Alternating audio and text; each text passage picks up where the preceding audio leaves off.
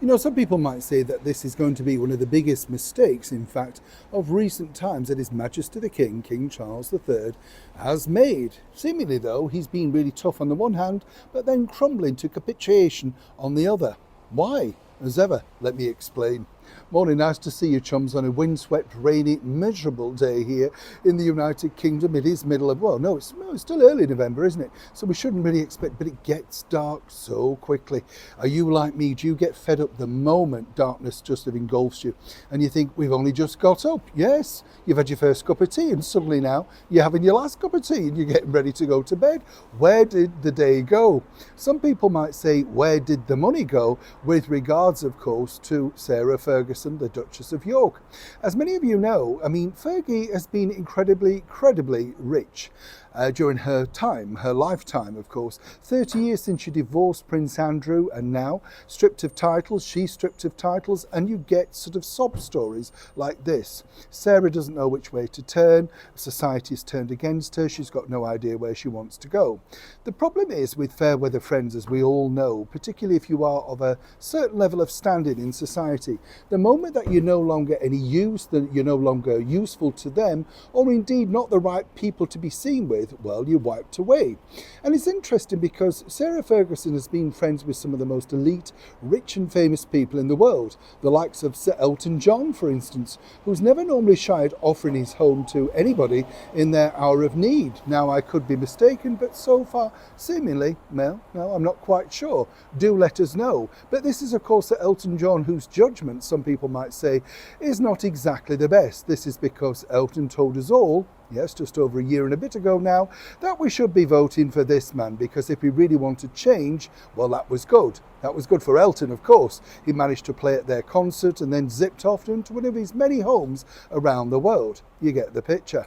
Now, where this gets really interesting is Sarah recently managed to procure 4 million plus for the sale of her Mayfair townhouse, one apparently that she bought as an investment property.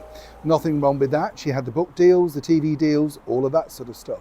What's interesting about this is when suddenly now you read a headline like this, and this apparently has come from the office of Buckingham Palace, saying that His Majesty the King wouldn't be too adverse in, you know, sort of whatever period that Sarah Ferguson should continue to live with the former royal known as Prince Andrew, stripped of titles, now simply Andrew Mountbatten Windsor, over in Sandringham, as and when that move actually happens.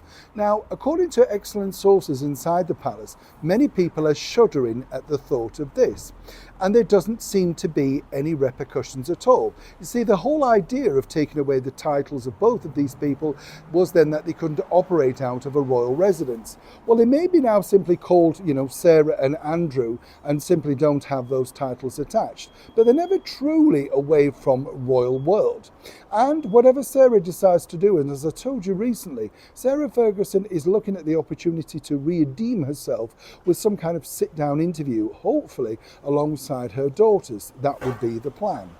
Now, if she's continuing to live inside some sort of royal residence, the problem that you have is people still, well, associate her with royalty. Wouldn't it be about time that Sarah Ferguson finally decided to cut her ties, given that she doesn't really have any ties other than her two daughters to the former royal known as Prince Andrew, and go it alone? Many people now are pondering exactly how much ties has King Charles decided to cut. Now, we know he's a fair and, you know, straight down the line man, but this just doesn't look good in the eyes of the great British public. As for Andrew, we know he's gone to ground, but his main sort of problem is the fact that he simply wanted to remain inside the Windsor area. That's now apparently not going to be. And as I told you the other day, the Royal Lodge move might not be as instant as people think. But many people are now suggesting that His Majesty the King, once again, is making a huge royal misstep by allowing Sarah Ferguson to continue to live under the roof. And consequently, people will also wanting to be knowing whether His Majesty the King is privately paying for, of course, Sarah Ferguson, and indeed his younger brother, Prince Andrew. And if that is the case, and that's his prerogative, it's his money, well then won't you get the backlash once again from the former minor royals out in Montecito, Harry and Meghan, who simply asked the same thing, but were not afforded such, well, luxuries, some people might say. It's truly a developing story. I'd love to know what you think to this in the comments below, and as ever, please be polite when you kindly share. Neil Sean in the very heart of the United Rainy England.